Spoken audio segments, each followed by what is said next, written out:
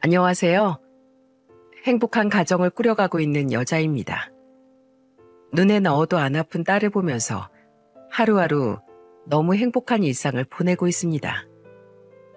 말을 한마디 해도 어쩜 그렇게 예쁜 말만 골라서 하는지 모릅니다. 그래서 하루 종일 힘든 하루를 보냈더라도 딸만 보면 피곤함도 눈 녹듯이 녹아내리죠. 현재 언어치료사로 일하고 있어서 다양한 아이들을 만나면서 살고 있답니다. 그러다 보면 자연스럽게 자녀를 데리고 온 부모님도 만나게 되죠. 부모님들의 표정만 봐도 아이를 얼마나 아끼고 사랑하는지 느껴져요. 그걸 보면 안정적인 부모의 사랑을 받는 아이들이 참 행복하겠구나 싶습니다. 부모의 노력과 관심이 아이들의 언어 발달 치료 과정에 많은 도움을 주고 있죠. 이런 생각을 하다 보면 저는 문득 이런 생각이 들기도 합니다. 나를 버리고 간 부모들은 무슨 생각으로 어린 딸을 버리고 갈 수 있었을까 하는 생각이 말입니다. 한창 부모의 사랑이 필요했던 나이에 저는 보육원에 버려졌습니다. 옛말에 자식을 낳아봐야 부모 마음을 이해할 수 있다고 하죠. 하지만 제가 직접 자식을 낳아보니까 어떻게 자식을 보육원에 버릴 수 있었는지 이해가 안 갑니다. 보육원에 맡겨지기 전 국민학교 3학년까지는 부모님과 살았던 기억이 있어요. 그때까지만 해도 부모님과 행복하게 지낸 기억이 남아 있습니다. 그중 가장 행복한 기억은 제가 어릴 때였습니다. 아버지는 퇴근길에 간식도 사올 만큼 다정한 아버지였답니다. 저는 그런 아버지를 기다리는 일이 즐거웠어요. 대문 열리는 소리가 들리면 제일 먼저 달려가서 아버지를 반기면서 소리쳤습니다. 아빠, 오늘은 뭐 사오셨어요? 우리 은정이 아빠 기다렸어? 아닌가? 과자를 기다린 건가? 아니야, 난 아빠 기다렸어요. 그랬어?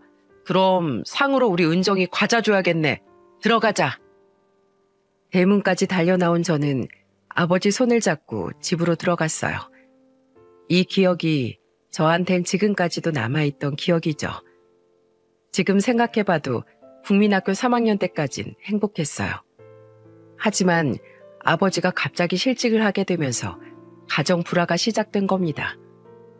그때부터 부모님은 정말 매일같이 싸웠어요. 아무래도 경제적으로 예민해지니까 둘 다 예민해졌던 거예요. 심지어 밥을 먹다가도 아버지는 괜히 투덜거리는 말까지 했습니다. 어디 잔치 열어? 반찬이 왜 이렇게 많아?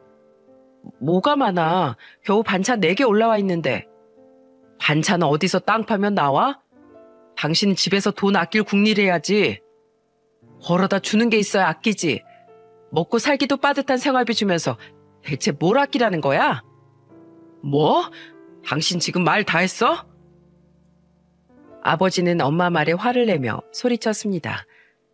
옆에서 밥을 먹고 있던 저는 갑자기 싸우는 부모님을 피해 방으로 도망쳤어요. 무서워서 귀를 막아도 봤지만 부모님의 싸우는 소리는 점점 커져만 갔습니다. 돈도 못 벌어오는 주제에 웬 큰 소리야? 미안하지도 않아? 가장이 가장 노릇 못하면 미안해하기라도 해야지. 밖에서 돈 버는 게 어디 쉬운 줄 알아? 그렇게 쉬워 보이면 나가서 돈 벌어봐. 이 정도 살게 해줬으면 됐지. 어디서 큰 소리야? 아이고, 속 터져.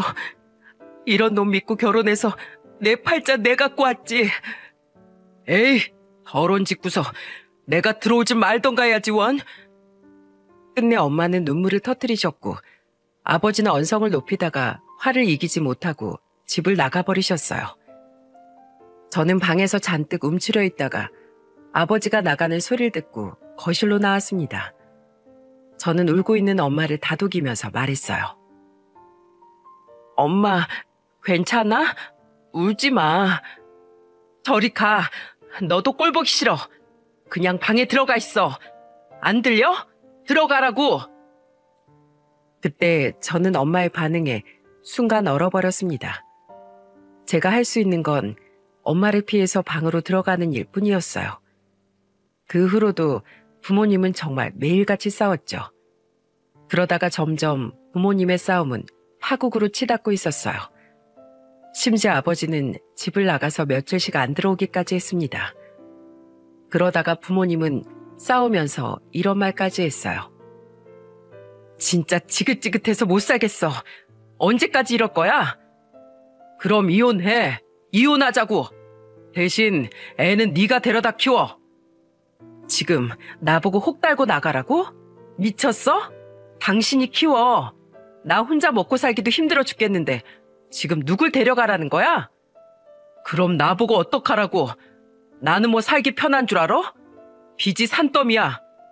애 키우면서 어느 세월에 빚을 갚아? 점점 부모님의 싸움은 이혼으로 흘러갔고 저는 그렇게 집안의 혹이 됐어요. 어떻게 자식을 혹이라고 말할 수 있는 겁니까? 그러던 어느 날 엄마는 그날따라 저한테 새 옷을 입혔어요. 그리고 갈 곳이 있다면서 절 데리고 어디론가 향했습니다. 아무것도 모르고 엄마를 따라 나섰던 저는 그렇게 보육원에 버려졌어요. 마지막까지도 따뜻한 말 한마디 안 해주던 사람이었습니다. 국민학교 4학년 때부터 고아원에서 살게 된 거죠. 저한텐 그날이 너무 충격적이었어요. 4학년 때 버려진 저는 지금도 기억이 생생할 정도입니다. 그 후 저는 고아원에서 어떻게든 살아가야 했어요. 그 안의 삶이 아무리 힘들어도 그때부터 고아원은 제가 먹고 지낼 곳이었으니까요. 하지만 아무리 마음을 다잡으려고 해도 저는 제 삶이 너무 비참하게만 느껴졌습니다. 그러다 중학교에 입학하게 됐을 때 저는 방황하기 시작했어요. 학교에서 질 나쁜 친구들과 어울리면서 사고를 치기도 했죠. 그러다 교무실로 불려가면 그 친구들과 나이 차이가 분명하게 느껴졌어요. 그 당시 담임선생님은 저를 보면서 한심한 목소리로 이런 말을 말했거든요. 넌 고아원에서 생활하면 더 열심히 살 생각을 해야지. 매일같이 사고만 치고 다니면 뭐가 되려고 그러냐? 아유, 이래서 불쌍한 애들은 안 된다니까. 같은 사고를 쳐도 저는 고아가 그렇게 살면 되겠냐는 말까지 했던 겁니다. 정말 비수처럼 꽂히는 말들이 너무 듣기 싫었어요. 결국 저는 중학교를 자퇴하게 됐죠. 자퇴를 하고 나서부터 제 인생은 그야말로 나락이었습니다. 앞으로의 미래가 깜깜하니까 열심히 뭘 해보고 싶은 생각도 없었어요. 심지어 부모가 다 살아있는데 왜 제가 고아원에 있는 건지 인정할 수가 없었습니다. 부모한테 버림받았다는 충격과 배신감에 제 인생을 제가 망치고 있었어요. 그러던 어느 날 고아원으로 누군가가 저를 찾아왔다는 거예요. 그 사람은 바로 할머니였어요. 몸도 불편했던 할머니는 저를 보자마자 지팡이에 의지하면서 걸어오셨습니다. 은정아, 헬미야. 할머니? 부모님이 이혼 당시 저를 할머니한테 맡기려고 했지만 몸이 불편한 할머니도 저를 키울 여력이 안 됐어요. 그래서 할머니는 제 걱정이 돼서 찾아오셨던 겁니다. 저를 보자마자 할머니는 제 얼굴을 어루만지면서 우셨어요. 이렇게 너만 혼자 둬서 미안하다. 왜 이제 왔어요? 내가 얼마나 보고 싶었는데요. 내가 널 볼 수가 없었어. 밥 좀 잘 먹지. 왜 이렇게 말랐어? 그날 저는 몇 년 만에 다시 만난 할머니 품에 안겨서 펑펑 울었어요. 그리고 그동안 못다한 이야기를 나눴습니다. 제가 중학교를 자퇴했다고 하니까 할머니는 걱정스러운 목소리로 말하셨어요. 그래도 학교는 다녀야지. 왜 그랬어? 다 너무 싫고 힘들었어요. 고아 취급받는 것도 너무 싫었다고요. 내가 힘들어도 널 키웠어야 했는데 미안하다. 네 애비 찾지 말고 너는 네 인생 살아.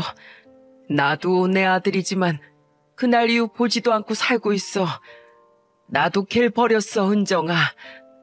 내가 미안하다. 자식 잘못 키운 내 죄야. 할머니는 제 손을 잡고 하염없이 우셨어요. 그날 이후 할머니는 일주일에 한 번씩 저를 보러 와주셨죠.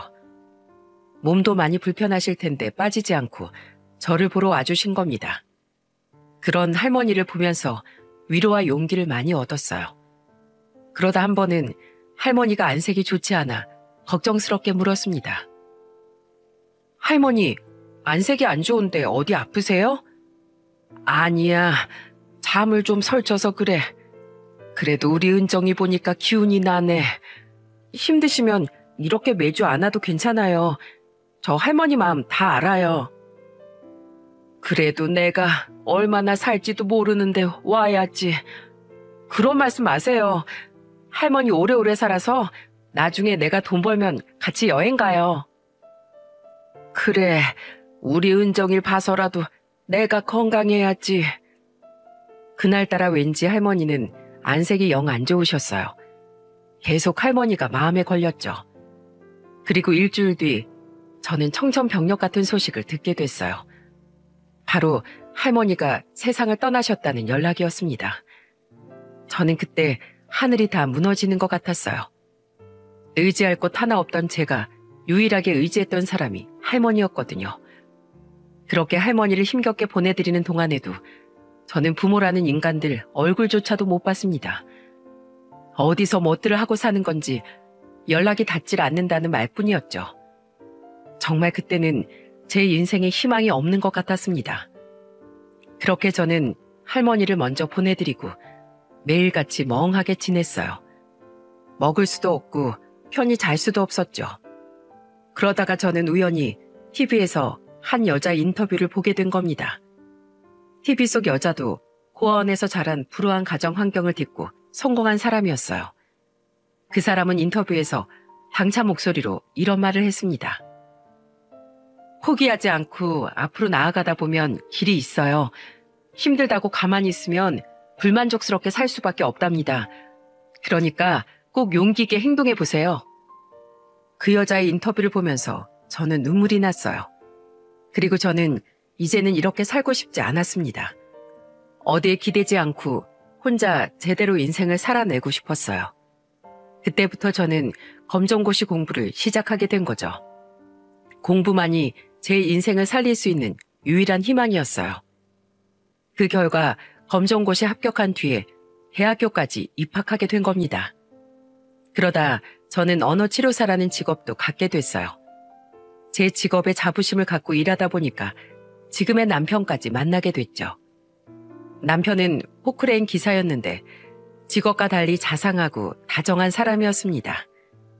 소개로 만난 남편을 처음 만났을 때 투박한 외모였어요. 그런데 밥을 같이 먹는 내내 저를 세심하게 챙겨주고 있다는 걸 느꼈죠. 그래서 저는 남편을 보면서 물었습니다. 수동 씨, 저 때문에 밥 못 드시는 거 아니에요? 아니에요. 제가 누구랑 밥 먹으면 자꾸 챙기는 버릇이 있어서요. 어쩐지 아까부터 물을 마셔도 계속 컵에 물이 있더라고요. 물을 자주 마시는 것 같길래요.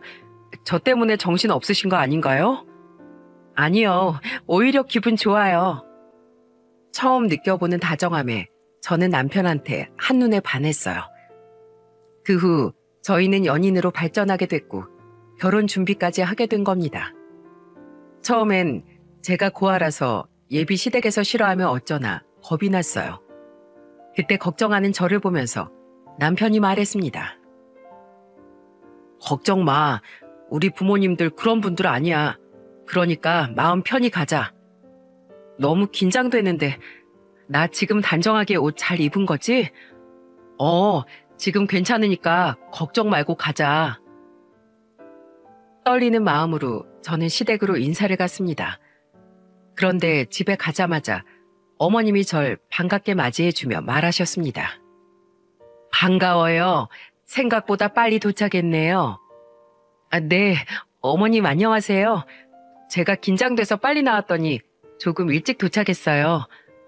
긴장하지 말고 어서 들어와요. 잔뜩 긴장한 채 갔는데 어머님과 아버님 모두 저를 보면서 반갑게 맞이해 주셨어요. 그리고 다 같이 밥을 먹으면서 대화를 나누게 됐어요. 아버님은 저를 보면서 궁금한 듯 물으셨습니다. 밥은 입에 맞아요? 우리 안 사람이 음식 솜씨가 좋긴 한데 입에 맞을까 모르겠네. 네, 너무 맛있어요. 제가 워낙 가리는 거 없이 다 잘 먹어요. 잘 먹는 모습이 아주 보기 좋네. 말씀 편히 해주세요. 그래야 저도 긴장이 좀 풀릴 것 같아요. 그래, 그래. 말은 천천히 하고 우선 밥부터 먹자고. 가족끼리 둘러앉아서 밥을 먹는 그 순간이 너무 좋았습니다. 어머니께서도 자꾸 반찬을 이것저것 제 앞에 놔주시면서 많이 먹으라고 말하셨죠. 그렇게 식사를 마치고 대화를 나누는데 어머님이 저를 보고 조심스럽게 물으셨습니다. 수동이한테 사정 듣긴 했어. 힘든 상황에서 아주 잘 자랐네. 감사합니다. 결혼할 때 아무것도 신경 쓰지 마. 우리가 다 알아서 할게. 아니에요. 저도 돈 모으면서 사회생활 잘했어요. 아니야. 우리가 딸 같은 며느리가 생기는데 당연히 해야지. 아무 걱정 마. 어머님의 따뜻한 말에 눈물이 날 뻔했어요. 다행히도 시부모님들은 제 사정을 다 알고도 따뜻하게 감싸주셨습니다. 그렇게 저는 결혼과 동시에 부모님이 생긴 기분이었어요. 그리고 저는 결혼 후 생전 처음으로 가족의 품을 느끼면서 살고 있었답니다. 시부모님은 두 분이서 같이 고물상을 운영하고 계셨어요. 시동생은 대기업인 게임 회사에 재직 중이었습니다. 너무 좋은 시댁을 만나서 하루하루 너무 행복했어요. 결혼 후 1년 만에 제가 임신했을 때는 어머님이 꼭 친정엄마 같다고 느낄 정도였습니다. 임신한 저를 챙겨주시느라 늘 저한테 똑같은 질문을 하셨어요. 어떤 질문이었는지 아십니까? 우리 며느리 뭐 먹고 싶은 거 없니? 내가 집에 갈 때 좀 사갈게. 괜찮아요. 저 방금 밥 먹었어요. 벌써? 그럼 과일이라도 사갈게. 아무것도 하지 말고 가만히 앉아 있어. 네, 조심해서 오세요. 남편이 포크레인 기사로 일하다 보니까 아무래도 저 혼자 밥 먹는 시간이 많았어요. 그래서 어머님이 저희 집에 자주 오셔서 밥을 챙겨주시기도 했습니다. 차로 30분 거리에 떨어져 살았기 때문에 자주 왕래할 수 있었어요. 저한테 친엄마가 있었다면 이렇게 살았겠구나 싶을 만큼 너무 감사했습니다. 임신했을 때도 너무 잘 챙겨주셔서 감사했는데 출산 당시에도 누구보다 절 걱정해 주시고 많이 챙겨주셨어요. 예쁜 딸을 낳았을 때 아이를 보러 시부모님이 오셨죠. 그때 어머님은 아이부터 찾지 않고 저를 먼저 찾으셨어요. 그리고 저한테 달려오시더니 어머님은 제 손을 잡아주면서 말하셨습니다. 힘들지 않았어? 몸은 괜찮어? 네, 어머님, 저 괜찮아요. 고생했어. 이제 진짜 네 몸부터 챙겨야 돼. 산후조리 제대로 못하면 평생 고생이야. 아무 걱정하지 말고 푹 쉬어.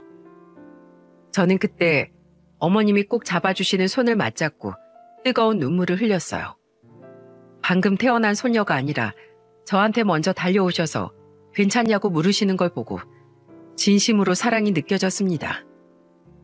제 인생은 결혼 전과 후로 나뉜다고 해도 과언이 아닐 만큼 너무 행복했어요. 결혼하고 나서야 비로소 저에게 안식처가 생긴 기분까지 들었습니다. 그렇게 저는 예쁜 딸을 키우면서 남편과 시부모님의 사랑을 받으면서 살고 있었어요. 늘 사람의 정과 사람을 그리워하던 저는 무엇과도 바꿀 수 없던 행복이었어요. 그렇게 어렵게 얻은 행복은 한 사람이 등장하면서 금이 가기 시작했죠. 바로 동서였습니다. 시동생이 결혼을 앞두고 인사 왔을 때만 해도 그저 똑 부러진 사람인 줄로만 알았어요. 동서가 처음 인사 왔던 날 당당한 목소리로 이렇게 인사를 했습니다. 어머님, 아버님 안녕하세요. 저는 오인경이라고 합니다. 전 대학 교수로 일하고 있어요.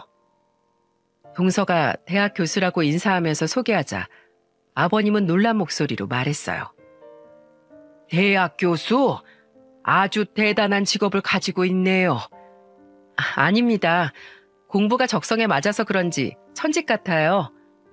그래요.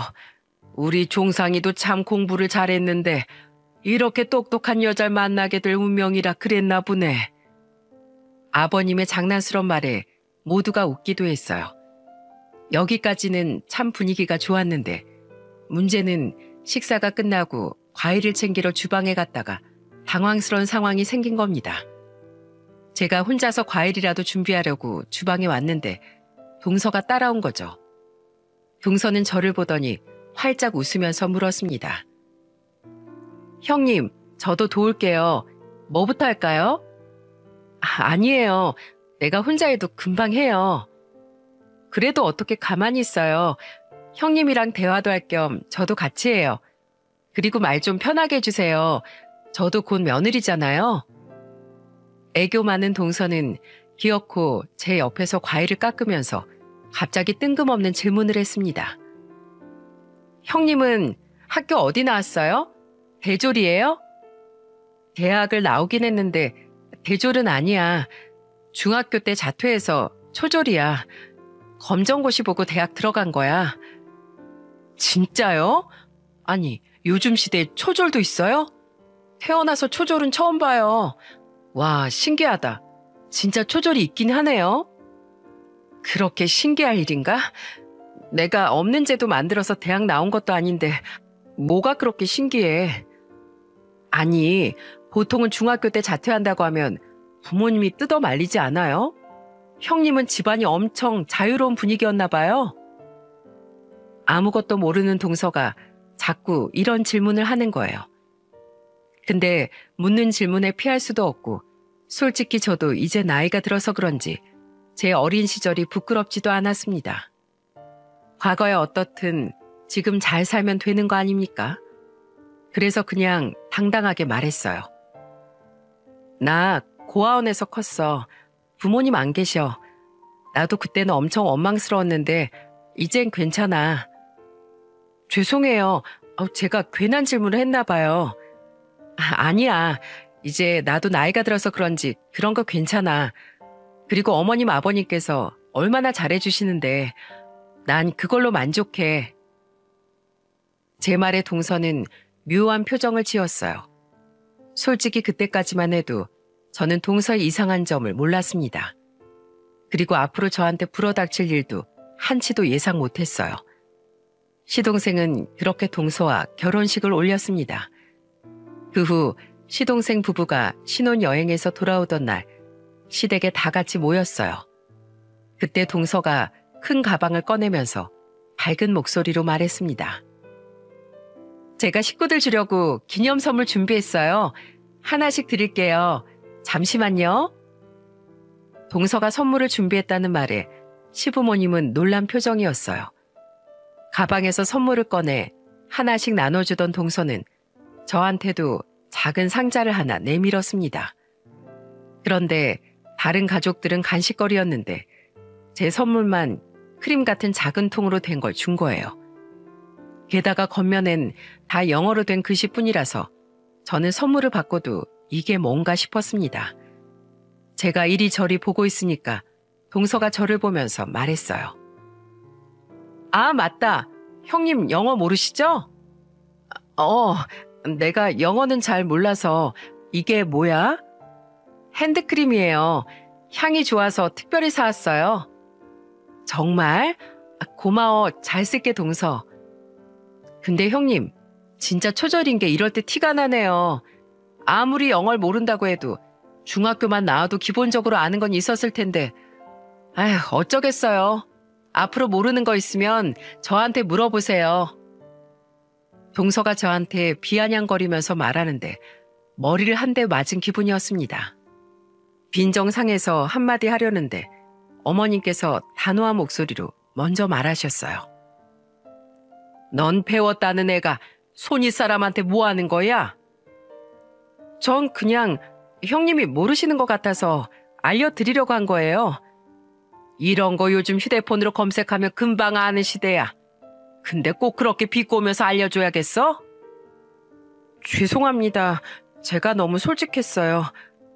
솔직한 거 좋은 거 아니야. 사람이 선을 지키고 살아야지. 어머님은 동서한테 선을 지키라면서 단호하게 말하셨어요. 그러자 동서도 저한테 미안한 목소리로 사과를 하며 말했습니다. 형님, 죄송해요. 저는 정말 별 뜻 없이 한 말이었어요. 다음부터 안 그러면 되지. 괜찮아. 그렇게 동서의 말실수는 넘어가게 됐어요.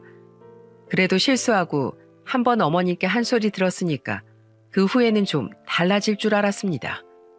하지만 동서는 정말 한결같더군요. 결혼 후 시간이 좀 지나서 첫 제사 때였어요. 저는 미리 시장이라도 봐야 할 것 같아서 동서한테 전화를 걸었습니다.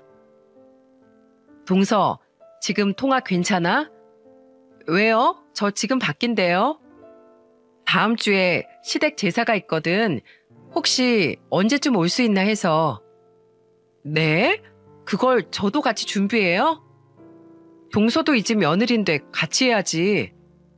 형님, 대학 나왔다면서요.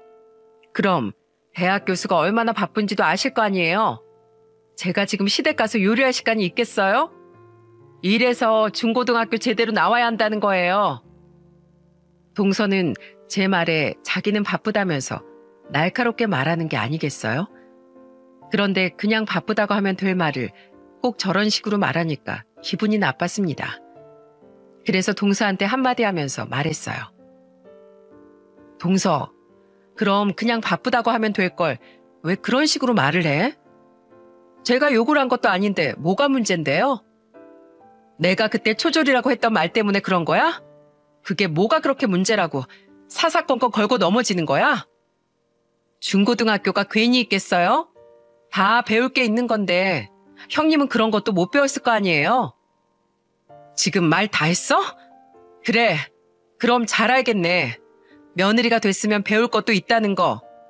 다 배울 게 있으니까 제사 때 오라고 하는 거니까 무조건 와. 어머니께는 내가 말해둘게. 안 간다니까요. 그런 거 딱 질색이에요.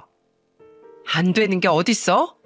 잘나신 대학 교수께서 어떻게든 방법을 만들어서 오겠지. 첫 제사니까 꼭 와. 저는 그렇게 말하고 전화를 끊어버렸어요. 말하는 걸 보니까 올 수 있는데 일부러 오지 않으려고 하는 것 같았습니다. 그래서 저는 무조건 오라고 했던 거예요. 그렇게 제사 당일이 됐는데 동서가 정말 멋있은 표정으로 나타났습니다. 어머님이 그런 동서를 보면서 한마디 했어요. 너 어디 아프니? 도살장 끌려온 애 같네. 아니에요. 일하다 왔더니 좀 피곤해서 그래요. 네 형님은 오늘 일 끝나고 시장까지 봐왔어. 형님은 아무나 하는 일이고 저는 대학 교수잖아요. 당연히 제가 더 힘들죠. 그리고 원래 머리가 나쁘면 손발이 고생이잖아요. 그게 무슨 소리야? 일하는데 안 힘든 사람이 어딨어? 너 그럼 나랑 네 시아버지도 고물상하면서 대충 산다고 생각하는 거야? 교수만 바쁘고 대단한 거야? 아니요. 어머니 그게 아니고 형님 얘기한 거죠. 너야말로 오늘 머리가 나빠서 손발 고생하게 생겼구나. 얼른 손이나 씻고 주방으로 와. 저는 주방에서 어머님과 동서 이야기를 엿듣고 귀가 찼습니다. 동서는 매사가 저런 식이었어요. 세상의 직업은 대학 교수만 대단한 직업인 것처럼 말하는 버릇이 있던 겁니다. 그래서 어머님도 그런 점을 몇 번씩 지적했어요. 자꾸 직업의 귀천을 나누는 동서한테 그러지 말라고 몇 번이나 말하셨죠. 그날 동서는 첫 제사 때 허리 한번 제대로 펼 틈 없이 일만 했어요. 그걸 보고 어머님이 웃는 목소리로 말하셨습니다. 아이고, 대학 교수가 아주 신세계를 맛보네. 어때? 체계 없는 게 많지? 저 너무 힘들어요, 어머님. 목소리 들어보니까 아직 힘이 있네. 뒷정리까지 잘해봐. 동서는 그 순간 힘이 쭉 빠진 표정이었죠. 어머님은 저를 보면서 살짝 웃어 보이셨습니다. 저는 어머님 덕분에 동서가 뭐라고 해도 힘든 적이 없었어요. 그렇게 몇 년의 세월이 지나 동서와 시동생 사이에도 아이가 태어났습니다. 그때 동서 아이가 만 3살이 될 때였는데 우리 딸이 쓰던 장난감을 시동생한테 필요한지 남편한테 물어보라고 했죠. 남편은 바로 시동생한테 전화를 걸어서 물었어요. 종상아, 너희 장난감 많아? 애들이 금방 커서 장난감도 금방 바꾸게 될 텐데 우리 집에 있는 것 좀 챙겨줄까? 형이 준다고 하면 우리야 고맙지. 요새 애들 장난감도 비싸잖아. 형수님한테 고맙다고 전해줘. 내가 이따가 형네 집으로 갈게. 시동생은 기뻐하면서 고맙다고 말했습니다. 그때 시동생은 저희 집으로 장난감을 받으러 직접 와줬어요. 동서는 아이를 안고 들어왔죠. 제가 시동생한테 장난감 상자를 꺼내주면서 말했습니다. 이거 우리 딸이 돌 때 쓰던 장난감이에요. 애들이 나이대별로 사줘야 될 장난감이 달라서 다 사려고 하면 돈 엄청 들어요. 우와, 형수님 진짜 감사해요. 잘 쓸게요. 장난감을 보면서 고마워하는 시동생을 보니까 저도 기뻤습니다. 그런데 그때 동서가 그 상자를 보더니 기겁을 하면서 소리치는 겁니다. 지금 쓰던 장난감을 주려고 불렀어요? 어떻게 쓰던 걸 줘요? 저는 동서의 말이 당황스러웠어요. 그래서 동서를 보면서 침착하게 말했습니다.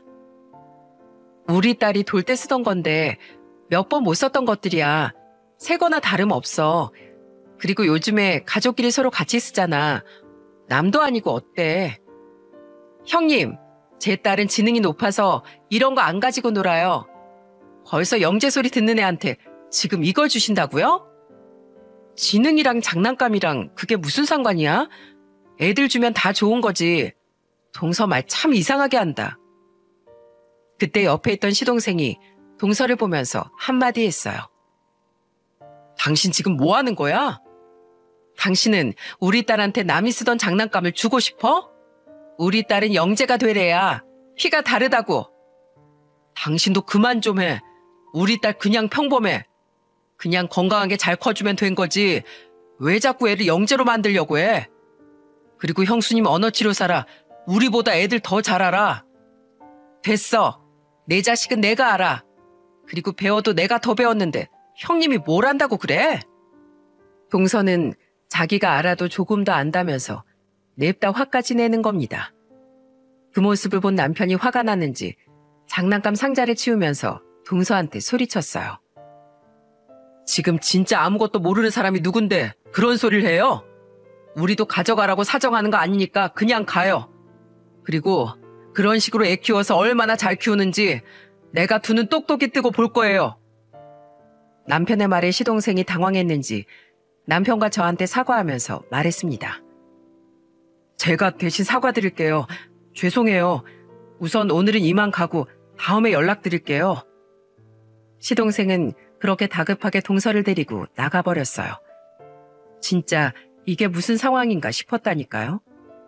그리고 남편과 저는 그날 괜히 좋은 마음으로 했던 행동 때문에 기분만 상했던 겁니다.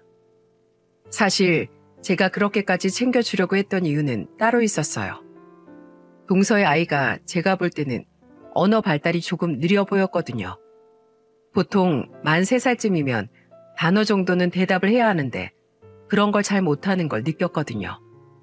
대놓고 말할 수 없어서 언어 발달 치료에 도움이 되는 장난감을 주고 싶었던 겁니다. 하지만 그날 동서의 반응에 저도 아예 신경 끄려고 했어요. 그런데 매일 아이들을 만나 언어 치료를 돕는 직업 특성 때문인지 시댁에서 동서 아이를 보면 자꾸 무언가 도움을 주고 싶은 거예요. 그래도 동서는 꿋꿋하게 자기 딸은 영재라서 그런 거라고 매일 영재 교육에만 집착했습니다. 그러던 어느 날 깊어만 가는 감정의 골이 터지고 만 거예요. 시부생신이라 다 같이 모인 자리였는데 역시나 그날도 동서 딸이 조금 위태위태해 보였습니다. 그래서 저는 동서가 거실에 있을 때 새로 산 언어 발달책을 건네면서 말했어요. 동서, 이거 내가 새로 산 건데 애한테 읽어줘. 언어 자극놀이? 이런 책을 왜 우리 딸한테 읽어줘요? 내가 볼 땐 다른 아이들보다 조금 느린 것 같아 보여서 지금이라도 시작하면서 금방 배울 거야. 동서 딸이니까 똑똑해서 금세 해낼걸? 형님, 못 배웠으면 입 닥치고 사세요. 지금 대학 교수 앞에 두고 뭐 하세요? 애들 좀 도와준다고 나까지 지금 가르치려고 드는 거예요? 초졸 주제에 주제 넘는 짓 좀 하지 말라고요. 진짜 짜증나서 원. 동서의 말에 시댁 식구들은 놀란 얼굴로 저와 동서를 쳐다봤어요. 저는 기가 막혀서 동서한테 소리쳤습니다. 동서, 대체 왜 그래? 내가 언제 동서를 가르치려고 그랬다는 거야? 이딴 책이나 들이미는 게 가르치려고 드는 거지 뭐예요? 그리고 내 딸은 영재라니까? 헛다리 짚었으면 사과나 해요. 와, 진짜 동서는 조금도 말이 안 통했어요. 화가 잔뜩 나서 저한테 핏대를 세우면서 대드는데 완전 쌈딱이 따로 없었습니다. 그때였어요. 시부가 동서 앞으로 걸어와 호통을 치면서 싸대기를 날린 겁니다. 너 지금 이게 무슨 못 배워먹은 짓이야? 입을 닥치고 살아? 너나 좀 닥치고 살아. 뭐가 그렇게 잘나서 그딴 소리 윗사람한테 함부로 하는 거야? 대학 교수면 뭐해? 인성이 바닥인데. 니네는 인성이 부족해. 내 재산 한 푼도 못 받을 줄 알아. 시부가 뺨을 치면서 말하자 동서는 뺨을 부여잡고 울었어요. 동서는 억울한 목소리로 말했습니다. 왜 저한테만 그러세요? 먼저 선 넘은 사람은 형님이라고요. 진짜 못 배워먹은 사람은 제가 아니라 형님이라고요. 동서는 억울하다는 듯 울먹이면서 말하는 거예요. 뭐가 그렇게 억울한지 아버님한테도 소리를 지르던 동서를 보면서 시동생이 화난 목소리로 소리쳤습니다. 너 대학 교수도 아니잖아. 대학교에서 시간 강사로 일하면서 어디 가면 꼭 대학 교수라고 소개하는 것 좀 그만할 수 없어? 내가 너 시댁 갈 때마다 제대로 말하라고 몇 번의 기회를 줬잖아. 근데 너 어떻게 했어? 올 때마다 형수 무시하고 이젠 우리 아버지한테도 소리 질러? 난 너 같은 인성 바닥인 여자랑은 애 못 키워. 뭐? 그게 무슨 소리야? 여보. 시동생은 다급한 동서의 외침에도 저와 시부모님을 보면서 꿋꿋하게 사과하며 말했어요. 아버님 생신인데 죄송합니다. 저희 이만 가보겠습니다. 저희 가볼 테니까 형수님이 좀 잘 챙겨주세요. 부탁드릴게요. 정말 죄송합니다. 그렇게 시동생은 동서와 아이를 데리고 집을 나가버렸어요. 그날 온 가족들이 동서가 대학 교수가 아니라는 걸 알게 된 거죠. 알고 보니까 시동생은 동서가 대학 교수라고 소개한 걸 듣고 제대로 말하라고 몇 번의 기회를 줬던 겁니다. 그런데 동서는 자신이 뱉었던 말을 정정할 생각은 안 하고 매일 저를 무시하는 말만 하고 오니까 시동생도 참고 있던 거죠. 그 와중에 동서가 저한테 닥치라는 말까지 하면서 무시했으니 시동생도 화가 나지 않았겠습니까? 그래서 그날 아버님 생신은 제대로 챙겨드리지도 못하고 끝이 났어요. 저는 한동안 기분이 좋지 않았습니다. 제가 괜한 짓을 했다는 생각이 들더라고요. 그런데 며칠 뒤 시동생이 아이를 데리고 저희 집을 찾아온 겁니다. 왜 집까지 왔나 싶었는데 시동생은 진지한 목소리로 깜짝 놀랄 말을 했어요. 형수님, 저 별거 중이에요. 그 사람이랑 이혼하려고 했는데 절대 못한다고 해서 시간을 갖기로 했어요. 저는 깜짝 놀라서 시동생을 보며 물었습니다. 그게 무슨 소리예요? 별거라뇨. 아직 애도 어리잖아요. 아니요. 저희 딸 형수님 말처럼 언어 발달 치료가 필요한 거 맞아요. 근데 그걸 인정하기 싫어서 애를 데리고 억지로 영재교육 다닌 사람이에요. 더는 두고 못 봅니다. 그래서 이제 어쩌려고 그래요. 염치 없지만 형수님 일하는 곳에 저희 딸 좀 보낼까 해요. 빨리 시작할수록 좋다고 하길래요. 괜찮을까요? 그럼요. 저도 마음 불편했는데 제가 잘 지도해볼게요. 그리고 그 사람 당분간 보육원으로 봉사를 다니기로 했어요. 누군가의 삶을 함부로 비난하고 무시하는 버릇 좀 고치게 하고 싶어서요. 사람은 각자 환경에 따라서 노력하고 사는 거니까 가서 좀 느껴보라고 했어요. 그래서 정말 반성했다 싶을 때 그때 다시 얘기해보려고요. 각자 인생이 얼마나 소중한지 알아야 해요, 그 사람도. 그 후 시동생은 시댁으로 가서 시부모와 함께 지냈습니다. 저는 시동생의 부탁대로 동서 딸의 언어 발달과 지능 치료를 시작했죠.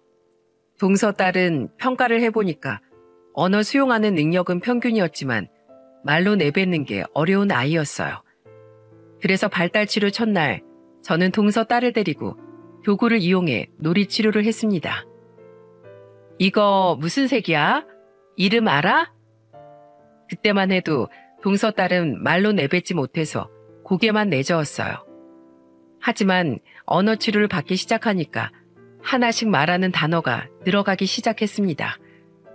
시동생은 점점 호전돼 가는 딸을 보면서 너무 기뻐했어요. 그러면서 절 보면서 울먹이는 목소리로 말했습니다. 형수님, 죄송해요. 이게 다 원래는 아내 몫인 건데 제가 괜히 짐만 들였네요. 아니에요. 기본적으로 6개월 정도는 진행하는 거니까 좀 더 해보세요. 그리고 집에서도 잘 놀아주세요. 정말 감사드려요. 제가 이 은혜 꼭 잊지 않을게요. 그래도 엄마가 있어야 아이가 더 좋아할 텐데 동서는 연락 없어요? 곧 온다고 하더라고요. 걱정 마세요. 아내도 인생에 풍파가 많아서 가시도진째 살고 있는 것 같아요. 제가 힘을 줬어야 했는데 그러지 못했네요. 시동생 말을 들어보니까 동서도 사연이 많은 것 같았습니다. 그 후 동서는 추석 2달 전에 시댁으로 왔어요. 연락을 받고 가보니까 동서는 시부모님께 사죄하던 중 저를 보자마자 무릎을 꿇고 울면서 사과하기 시작했습니다. 형님, 죄송해요. 제가 오만했어요. 저도 고등학교 때부터 외할머니 손에 컸어요. 부모라는 인간들 어디 있는지도 몰라요. 외할머니가 저한텐 엄마였어요. 그때부터 피해의식이 생겼는지 누구든 이겨야 직성이 풀렸던 것 같아요. 누가 날 무시하면 가만히 있지 못했는데 자꾸 형님한테 미운 마음이 들었어요. 죄송해요.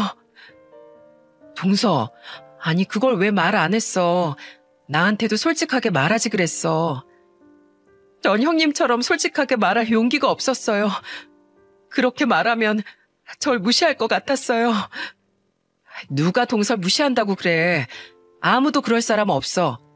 이제라도 이렇게 말해줘서 고마워. 저는 동서를 끌어안고 눈물을 흘리면서 등을 다독여줬습니다. 사실 따지고 보면 과대 포장하고 사는 인생은 저랑 비슷한 점도 있었습니다. 저도 늘 남들 앞에서 괜찮은 척, 행복한 척 하려고 했거든요. 알고 보니까 동서는 공부를 꽤 잘했다고 했어요. 그래서 대학 교수라는 꿈을 꾸면서 열심히 공부했지만 그 문턱이 너무 높았던 겁니다. 결국은 여자로서 최고 위치에 갈 수 있는 건 고작 시간 강사뿐이었죠. 그것도 월 200~300만 원 벌면서 죽어라 일해왔던 거예요. 그런 동서를 응원하고 지켜준 사람이 시동생이었다고 합니다. 그런데 열심히 살던 동서가 거짓말까지 하면서 자신을 포장하는 걸 보고 시동생은 매번 그러지 말라고 회유했다고 했어요. 하지만 나아지지 않는 동서 모습에 결국 폭발했던 겁니다. 그날 동서는 3개월 조금 넘는 별거 기간 동안 보육원에서 봉사하면서 느꼈던 점을 시댁 식구들 앞에서 진솔하게 털어놨어요. 보육원 아이들이 착하고 순수했어요. 제가 봉사를 하러 갔는데 오히려 아이들한테 배우고 온 것 같아요. 그리고 형님, 제 딸 언어치료 도와주셔서 정말 감사해요. 저는 아이한테 정말 필요한 게 뭔지 몰랐어요. 앞으로 형님한테 많이 배울게요. 어머님은 그런 동서를 보면서 한마디 하셨어요. 그래, 나만 잘났다고 해서 사라지는 게 아니야. 인생은 다 같이 도와가면서 사는 거야. 잘 배웠다고 잘 사는 거 아니고 못 배웠다고 못 사는 것도 아니란다. 그걸 항상 가슴에 새겨두어. 네, 어머님, 명심할게요. 그렇게 동서는 시댁 식구들 앞에서 눈물로 사죄를 했습니다. 그리고 모든 속내를 털어놓은 동서는 오히려 속이 시원하다고 말하더군요. 홀가분해진 동서는 정말 그전과는 완전히 달라졌어요. 그쯤부터 딸과 놀아주다가 궁금한 게 있으면 저한테 곧장 전화까지 했답니다. 형님, 책은 번호가 적혀 있는 대로 읽어주면 되는 거예요? 맞아. 내가 거기에 숫자 다 써놨어. 동서는 저한테 자주 전화해서 이것저것 묻기도 했어요. 심지어 같이 쇼핑도 갈 정도로 사이가 가까워졌죠. 한 번은 같이 쇼핑을 갔는데 가게 점원이 저희를 보면서 이렇게 말하더군요. 자매 사이가 너무 좋아 보여요. 너무 보기 좋네요. 네, 저희 자매가 좀 사이가 돈독해요. 그렇게 돈독해진 사이 덕분에 제 인생에는 또 한 번의 행복이 찾아왔답니다. 지금은 과거가 된 이야기지만 지금 떠올려도 가슴이 먹먹해지네요. 얼마 전에는 시부모님과 시동생 가족, 저희 가족까지 모여서 다 같이 사진을 찍었습니다. 그때 찍었던 가족 사진을 거실에서 가장 잘 보이는 곳에 걸어뒀답니다. 가족이 별거 있나요? 서로 진심을 나누고 아껴주면 그게 가족인 거죠. 피는 물보다 진하다는 말이 있지 않습니까? 제 생각에는 서로 아픔을 감싸주고 약점도 같이 견뎌주려고 노력하면 피보다 진한 가족이 탄생하는 것 같아요. 그래서 제가 이렇게 사연까지 쓰게 된 겁니다. 예전에는 가족이 생기면 어떤 기분일까 늘 궁금했어요. 지금 제 생활을 돌이켜보니까 가족은 굳이 요란스럽게 표현하지 않아도 사랑을 느낄 수 있는 존재인 것 같습니다. 사랑한다고 말하지 않아도 이제는 서로를 얼마나 아끼는지 느껴지니까요. 저와 비슷한 아픔이 있던 동서와도 이제는 속내를 터놓는 사이가 됐어요. 약점이라고 생각한 걸 솔직하게 털고 나니까 오히려 더 가깝게 느껴지는 것 같아요. 정말 가족이라면 서로의 아픔도 감싸주는 게 가족이라고 생각해요. 비록 저를 낳았던 부모의 행방은 알 수 없지만 가족에도 인연이라는 게 있다고 생각합니다. 부모도 부모다워야 화목한 가정을 꾸려갈 수 있다는 걸 저는 알아요. 그래서 지금도 하나뿐인 딸에게 못난 부모가 되고 싶지 않아서 더 노력하고 있습니다. 제가 사랑을 받아보니까 제 딸에게도 넘치는 사랑을 줄 수 있을 것 같아요. 지금의 행복이 깨지지 않고 앞으로도 쭉 이어졌으면 좋겠습니다. 여러분들이 많은 응원 남겨주세요. 둘도 없는 시부모님과 친동생 같은 동서, 그리고 남편과 제 딸까지 그렇게 서로를 아껴주면서 살아가 볼게요. 제 사연 들어주셔서 정말 감사합니다.